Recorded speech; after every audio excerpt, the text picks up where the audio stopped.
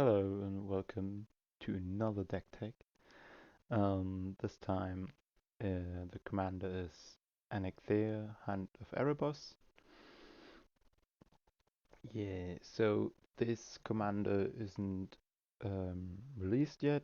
It's a commander from Commander Masters that's going to release in I think August 2023. Um, and it's an Abzan commander for 5 mana, 2 generic white, black, and green. It's a legendary enchantment creature demigod with menace, and other enchantment creatures you control have menace. And whenever anikthea enters the battlefield or attacks, exile up to one target non-aura enchantment card from your graveyard, then create a token that's a copy of that card except it's a 3/3 black zombie creature in addition to its other types. So what we want to do with this deck is getting big enchantments into our graveyard and basically reanimating them as 3/3 zombie creatures. So, um, I don't know if you did, but I did watch the Jake and Joel stream they made about 3 weeks ago. I don't know, maybe a month even. And um, yeah, they back then had a $400 budget, I think, and they used pretty much all of it. I used 209 euros. So in the American market, it might actually be also about $300. Um, yeah, and they basically just went with the enchantment theme. And I also am running a zombie tribal theme. Not too hard, but just a bit. So yeah, I just want to I want to put everything in use my commander offers. So mm, I'm playing one battle, and the battle is Invasion of Tulvada. It's a 5 mana battle, 3 generic and 1 white and 1 black. And when Invasion of Tulvada enters the battlefield, return target non-battle permanent card from your graveyard to the battlefield. Um, so since it's the only battle, it can pretty much bring back every permanent card from our graveyard to the battlefield. Um, and on the backside, oh wait, it has 5 defense counters. So yeah, and on the backside it says creature tokens we control get +1/+0 and have lifelink. And at the beginning of our end step, we create a 1/1 white and black spirit creature token with flying. The spirit creature token with flying is nice to have, but doesn't really isn't important and doesn't synergize with a lot. Pretty much, like, really not a lot. The thing that our tokens have +1/+0 and have lifelink, that's pretty sweet since our commander creates 3/3 black zombie tokens with menace as long as she's on the battlefield. Then we're also playing Liliana Death Majesty. It's a planeswalker for 5 mana, 3 generic, 1 black, 2 black. It enters the battlefield with 5 loyalty counters, and on the +1 we create a 2/2 black zombie creature token and then mill 2. So that's pretty sweet because we're doing both, creating zombies and filling our graveyard. Then the -3 is we return a creature from our graveyard to the battlefield, and that creature also is a black zombie in addition to its other colors and types. And the -7 is destroy all non-zombie creatures. So yeah, pretty decent. Um, Then our first creature is Archetype of Endurance. It's an 8 mana 6/5 enchantment creature boar, and it says creatures we control have hexproof, and creatures our opponents control lose hexproof and can't have or gain hexproof. Um, the 8 mana is something we are never gonna pay.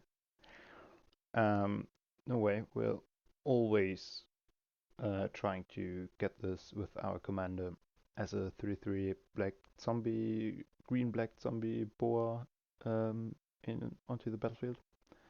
The same is true for pretty much every enchantment that we have. So next creature is Archetype of Finality. That's a 6 mana 2/3 enchantment creature Gorgon. It says creatures we control have Death Touch, and creatures our opponents control lose have Death Touch and can have or gain Death Touch. Both of these cards, they're not too great, but they're fine. Just fine enough that I thought I'd try them out, play them in this deck. Next creature is 3 mana, 2 generic, and 1 black. 3/2 creature zombie cleric, and it says whenever it or another zombie we control dies, we look at the top card of our library, and if it's a zombie card, we may reveal it and put it into our hand. And if we don't put it into our hand, we may put it into our graveyard. So whenever it's an enchantment, we obviously put it into our graveyard to get it with our commander. If it's, for example, a land and we desperately need a land, we can leave it on top. And yeah, pretty sweet, I think. Then we are playing some mana dogs. It's Avacyn Pilgrim, then Birds of Paradise. We're also playing Circle of the Land Druid, just a 2 mana creature that's milling us 4 cards and can return us a land from our graveyard to our hand when it dies. Then we also have Doomwake Giant. That's a great card. It's a 5 mana 4/6 enchantment creature giant, 4 mana 4 generic and 1 black with the ability Constellation. Whenever it or another enchantment enters the battlefield under our control, creatures our opponents control get -1/-1 until the end of turn. So when it enters the battlefield, we already kill all the small tokens our opponents have. And there will be turns where we play our commander, get an enchantment, maybe it or another. Give our commander haste with lightning greaves, attack, get an enchantment, and when we are lucky, we have or get teleportation circle. So in the end step, we can flicker our commander and get another enchantment. So I already have this deck in paper. Obviously, I proxied the commander, and I played it in my local game store, and I was able to get -6/-6 in all my opponent's creatures in the same turn I first played Doomwake Giant, which was pretty awesome.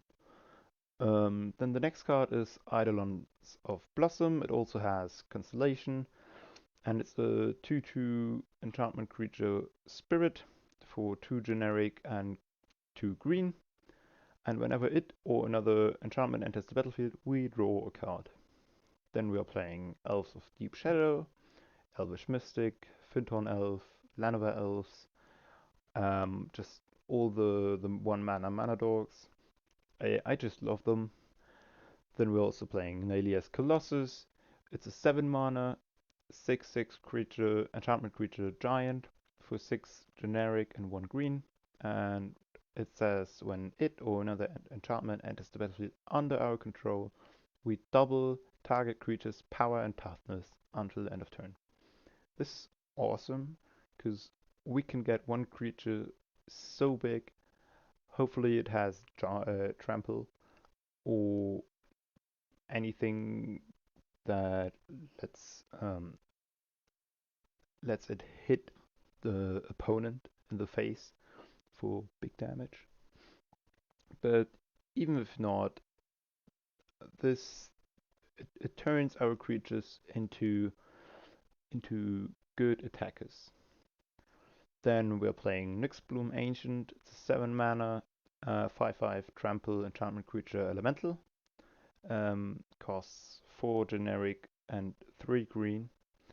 And it says if we tap a permanent for mana, uh, that permanent produces 3 times as much of that mana instead. Um, this is a card that if it sticks on the battlefield, it's it just wins you games. It's so immense. The way, like, obviously you need to be able to use all that mana, but that as soon as you have the mana, that shouldn't be too much of a problem.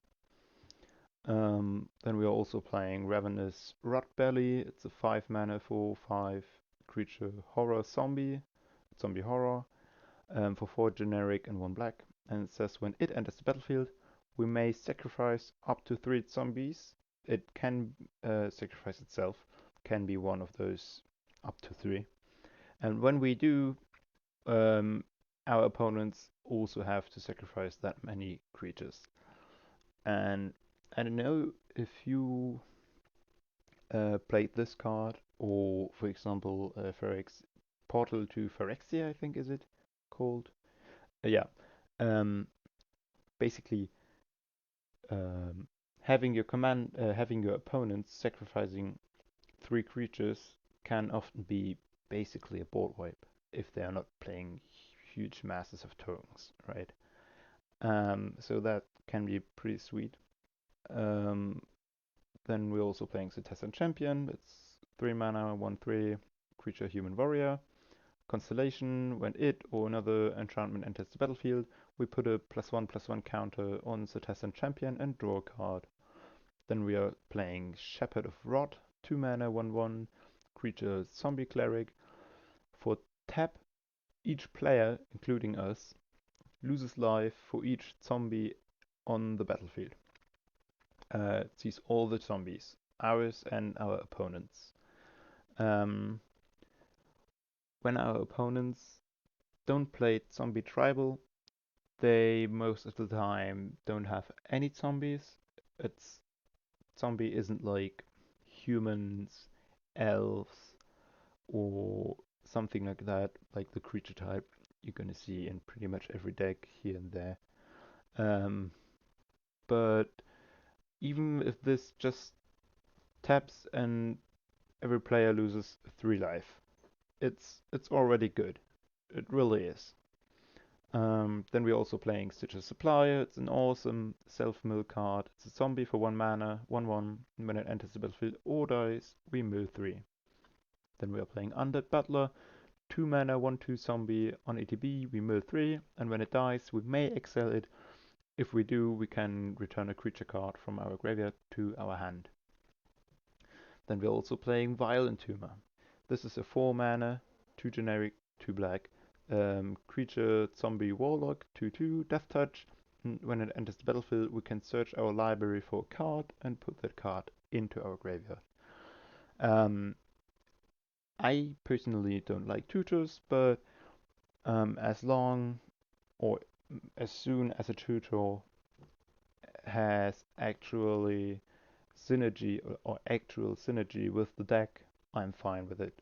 And since this card is a zombie and can trigger other um, abilities we have, it's fine. We can sacrifice it in Ravenous Rotbelly, or if it dies, we could mill a card, or no, it has no really synergy with that. Um, but we may have other synergies with it, right? Kinda. Yeah, here it gets lifelink. It says zombies we control have lifelink. Um, so yeah, it's a bit of synergy there.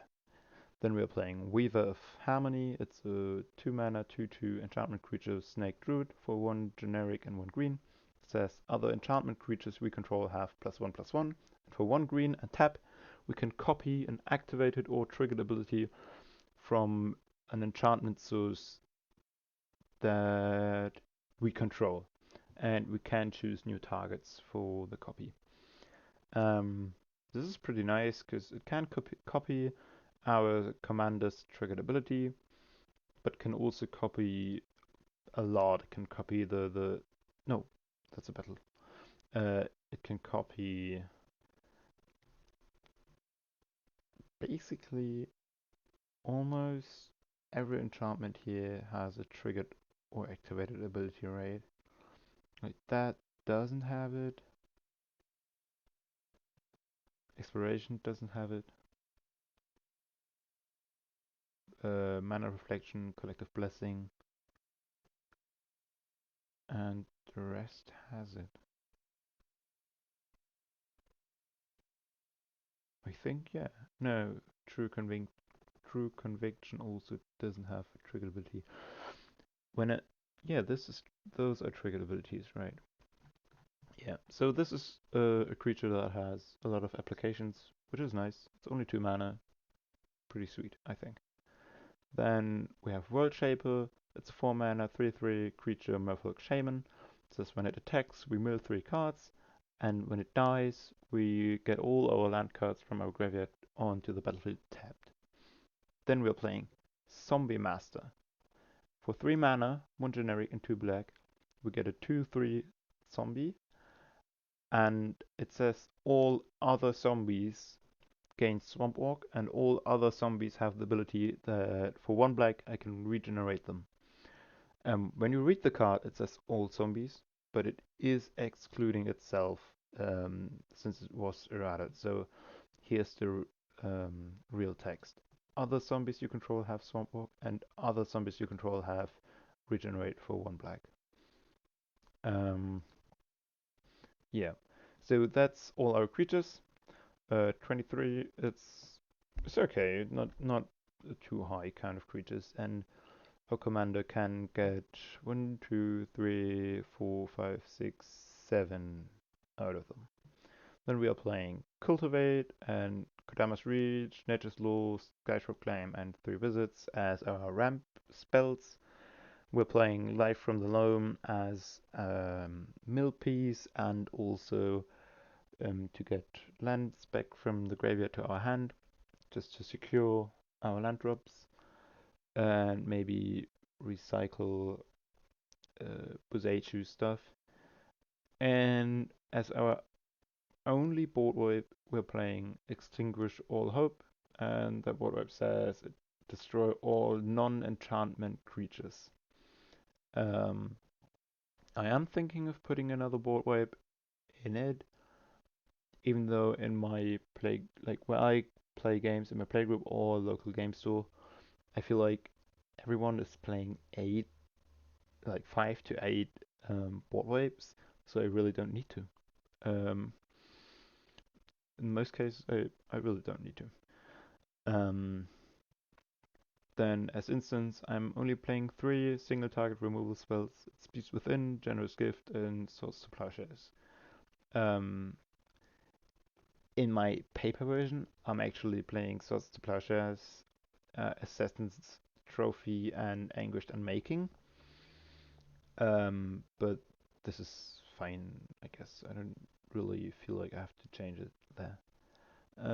As artifacts, I'm playing Sol Ring, Mesmeric Orb, Lightning Greaves, and Arcane Signet. Mesmeric Orb is just a nice mill piece, and Lightning Greaves. I usually play Lightning Greaves over Swiftfoot Boots. Obviously, depending on the deck, when I'm playing Feather or an equipment deck or an arrow deck, I would obviously put Swiftfoot Boots over Lightning Greaves. But in this deck, I pretty much have nothing that targets my commander. So I'm really better off with Lightning Greaves since it protects and gives haste for just 0 mana. Like the equip cost is 0 mana. So yeah, then we have 26 enchantments. They're all great targets for our commander trigger, I'd say. As you can see, I am playing one mana enchantment, and then there are like two or three mana enchantments. It's two, and we are playing a lot of really expensive stuff. The first one is 8 from the Cowl. It's a rather new enchantment. I don't think it had any reprints before. Here the is it a Phyrex? No, it's Martyr of the Machines precon. It has the ability Revolt. Revolt generally is the ability. It's a triggered. No, not necessarily. It's a triggered. It's ability that only triggers or can be activated if a permanent left the battlefield this turn. A permanent you control. So it says at the beginning of your end step, if a permanent you control left the battlefield this turn, reveal the top card of your library. If it's a permanent card, you may put it onto the battlefield. Otherwise, you may put it on the bottom of your library. So we are playing 10 non-permanent cards and 90 permanent cards. So most of the time, what we reveal with this card will be put onto the battlefield. Then we have Baneful Omen. That's a 7 mana enchantment that says at the beginning of our end step, we may reveal the top card of our library, and if we do, each opponent loses life equal to that card's converted mana cost. So it's a bit like Yuriko, just that we don't get to put that card into our hand, and we just get the trigger once in our end step. Um, the mana curve in this deck, like the average mana curve value is 2.65 with lands and 4.3 without lands. Alright. How? 2.65 is actually quite low, right? I'm playing like 8 mana. Our creature up here is 8 mana. Is there another 8 mana thing? I feel like there is. I feel like, yeah, here, Sandworm Convergence. Okay, I'll just continue. But I want to say that this trigger really can hurt. Then we have Cemetery Tempering, a 3 mana enchantment with Hideaway 5, so when it enters the battlefield, we can look at the top 5 cards of our library, exile one of them, put the rest on the bottom of our library in a random order, and then at the beginning of our upkeep, we mill 3 cards. Then if our graveyard has 20 or more cards in it, we may play the exile card without paying its mana cost.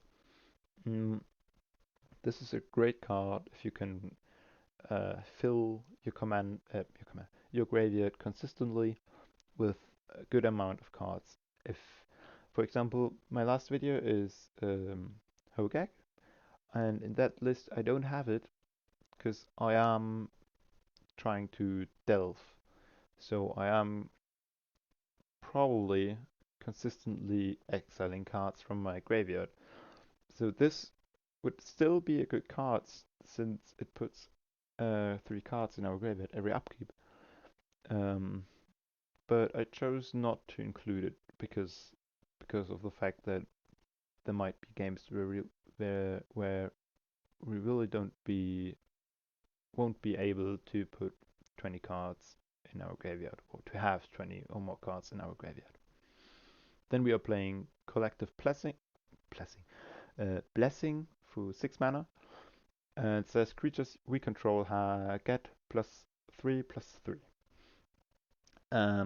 This is great because when our commander is putting it onto the battlefield as a 3/3 zombie, it's already a 6/6 zombie because it counts itself as soon as it's a creature. And it just makes our board massive. Like, it doubles the power of pretty much every creature we control. Yeah, pretty nice. Then we are playing Crawling Sensation. It's a 3-mana enchantment. In our upkeep, we mill 2 cards, and whenever one or more land cards are put into our graveyard from anywhere, for the first time each turn, we create a green 1/1 insect creature token. Then we're playing Dead Bridge Chant. It's a 6-mana enchantment. On ETB, we mill 10, and at the beginning of our upkeep, we choose a card at random in our graveyard, and if it's a creature card, we can put it onto the battlefield, and otherwise we can put it into our hand. Okay, so it doesn't give us a choice. The card that's chosen is definitely out of the graveyard, either on the battlefield or in our hand. I love that ability to be a May ability, but yeah. Then we are playing Ethereal Absolution. 6 mana. Creatures we control get +1/+1. Creatures our opponents control get -1/-1. And it has an activated ability for 4 mana, 2 generic, 1 white and 1 black.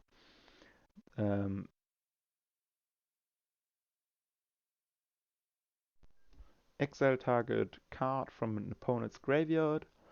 If it was a creature card, you may create a, oh, not you may, you create a 1/1 white and black spirit creature token with flying. You might think that all those 1/1s we are creating are like they won't do anything, whatever. But I think that there will often be the moment where we are pretty happy to have those 1, 2, or 3 1/1s there. Doesn't matter if they are flying spirits or non-flying insects. It's just that we can grant our creatures so many different buffs and keywords that they're most of the time not just 1/1s. So yeah. Then we are playing Exploration. Just I like that card. I like it a lot. I have like this full art foil double master version, so I like it even more than you. And I think as soon as we have Exploration and Life from the Loam, we can also consistently hit both land drops each turn, which is pretty insane. So yeah. Then we are playing Glorious Sunrise. It's a 5-mana enchantment and it triggers at the beginning of our combat. Then we can choose one out of 4 modes. One mode is our creatures get +1/+1 and trample until end of turn. The other one is target land gains the ability to tap for 3 green until end of turn. The third ability is we draw a card if we control a creature with power 3 or greater, which when we get it with our commander, it sees itself. And the fourth mode is we gain 3 life. Then the next card is Legion Loyalty. It's an 8-mana enchantment, and it just says our creatures have Myriad. Myriad is pretty insane. And it is even more insane if you pair it with basically all the cards you see on the screen right now.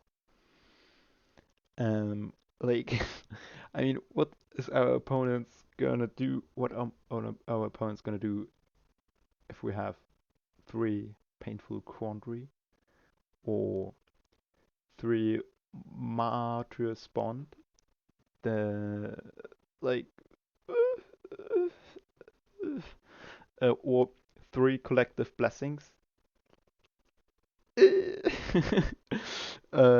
Yeah, I mean, I know that those tokens are going to be exiled at the end of combat, but still, pretty awesome. It's not so awesome when this gets Myriad or this. But yeah. And what? Wait. I think when we copy the tokens, Yeah, imagine we give our Song of the World Soul a myriad and we attack, creating 2 tokens of it, and then cast Swords to Plowshares for 1, and getting 3 triggers, and just copy something 3 times, some token that we have. Yeah. And also our commander, the copy tokens that come into play, we get the ETB. Of course, legendary rule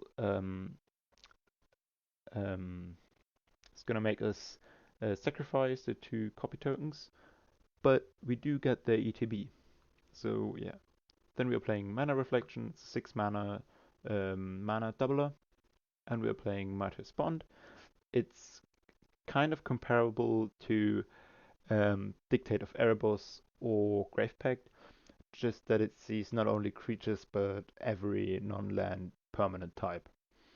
So we really want to make creature tokens and put them into the graveyard to just thin out our opponent's armies. Then we are playing Mirari's Wake.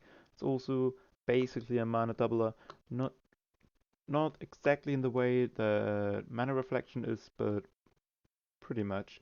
And it also pumps our team for 1. Then we are playing Moldavine Reclamation. It's a 5 mana enchantment, and it says whenever a creature dies, we gain 1 life and draw a card. Whenever a creature we control dies. But it doesn't care about token or non-token. Then we are playing Necromancer's Covenant. It's a 6 mana enchantment, and when it enters the battlefield, we exile all creatures from target player's graveyard, and then put a 2/2 black zombie creature token onto the battlefield for each card exiled this way. So yeah, basically for each creature card our opponents had in their graveyard. And it says zombies we control have lifelink. Then we are playing Painful Quandary. It's a 5 mana enchantment, and it says whenever an opponent casts a spell, they either lose 5 life or discard a card. Then we are playing Price of Knowledge, 7 mana enchantment. Players have no maximum hand size, and at the beginning of each opponent's upkeep, Price of Knowledge deals damage to that player equal to the number of cards in that player's hand. Yeah, this is just gonna punish all those blue players that are consistently drawing a lot of cards. And yeah, pretty nice. I'm a big fan of that card in this deck.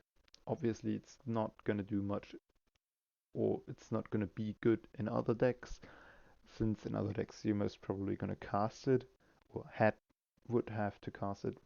But here we can just dump it in the graveyard and put it onto the battlefield as a 3/3 zombie for free, basically.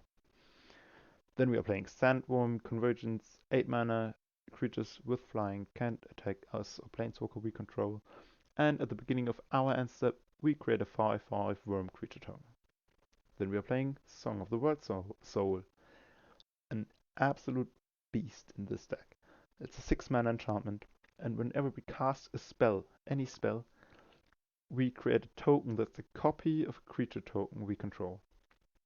So we can target itself if we have it as a 3/3 black zombie token on the battlefield, and then have 2 of it. And with the next spell, we get 2 trigger and copy it another 2 times, and then we have 4 of it, and then we can cast a spell, get 4 trigger, and we can all either copy it another 4 times or maybe target something that's actually gonna win us a game. Yeah, pretty ridiculous. Then we are playing Sphere of Safety. It's basically a propaganda or ghostly prison, just that our opponents have to pay X, and X is the number of enchantments we control.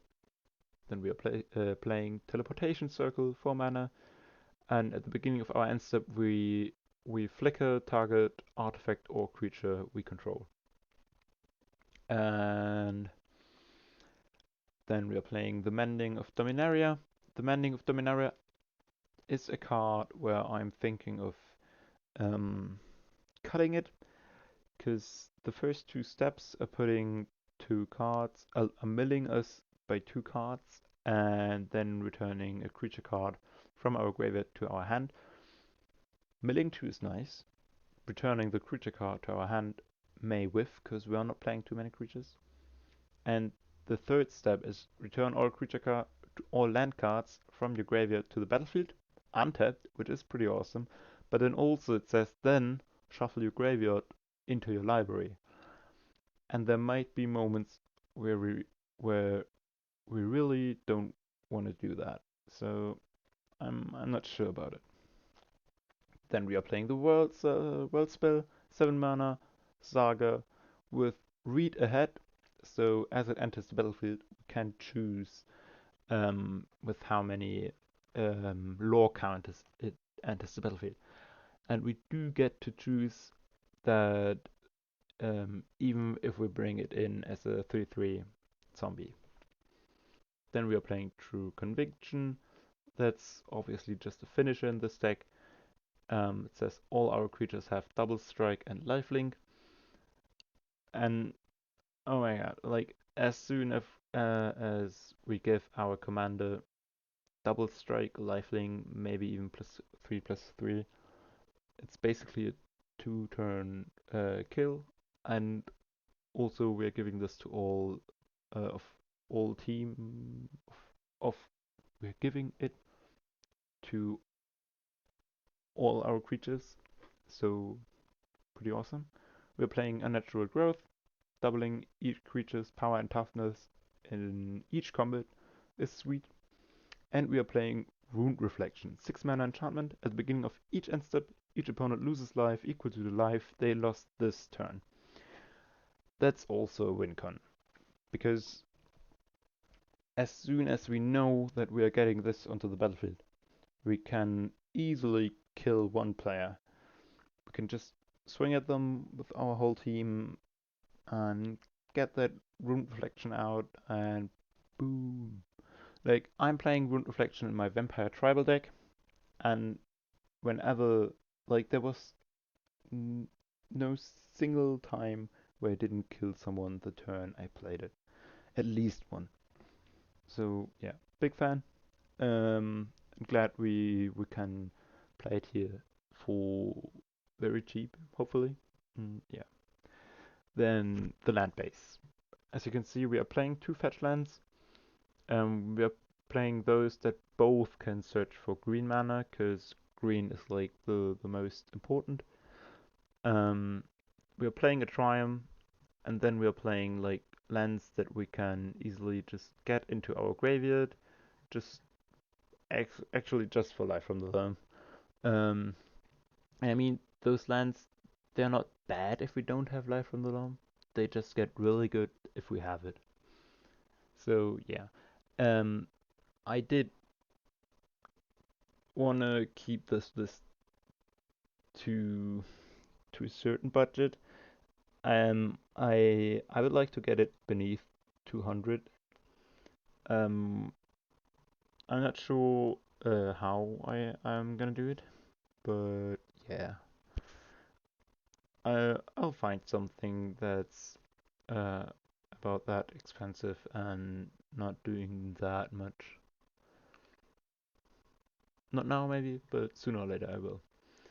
Um, so I hope you enjoy the content. Um, and I hope that I could inspire you to build this deck, or to change it, or I could show you one or two cards you weren't aware of that may perform pretty good in this deck. And yeah, I would like to know if you saw Jake and Joel's deck list, and whose deck list you prefer to play. Right. Bye.